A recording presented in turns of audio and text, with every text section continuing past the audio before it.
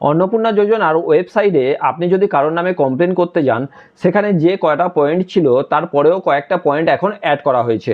হ্যাঁ, আগের ভিডিওতে অনেকেই আমার প্রশ্ন করেছে যে যাদের 3টে বাড়ির বেশি বাড়ি আছে, 3টে ঘরের বেশি বাড়ি আছে, শহর অঞ্চলে থাকে, তাহলে তাদেরকে কমপ্লেন করব কিভাবে? তারা তো হয়তো ভুল তথ্য দিয়ে, মিথ্যা তথ্য দিয়ে টাকা পাচ্ছে। তো সেই কমপ্লেন করার জায়গাটা কিন্তু তখন ছিল না, এখন চলে এসছে। আপডেট হচ্ছে প্রত্যেক দিনই। তো এখানে প্রথমেই বলা হয়েছে যে ওয়েস্ট বেঙ্গলের মধ্যে হতে হবে, 25 থেকে 60 বছরের মধ্যে হতে হবে, গভর্নমেন্ট সার্ভিস যারা না করে তারা।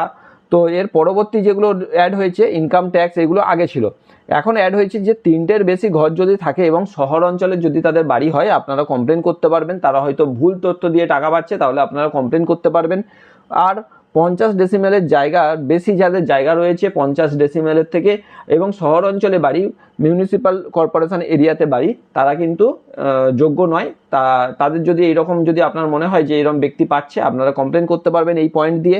এবং হারসেলফ, অর্থাৎ সে নিজে যদি এখানে আর্নিং করে মাসে 10,000, যে 10,000 টাকার বেশি ইনকাম সে যদি নিজে করে, তাহলে সে অ্যাপ্লাই করতে পারবে না বা টাকা পাবে না। এই ব্যাপারটা, এই 3টে পয়েন্ট কিন্তু পরে অ্যাড হয়েছে।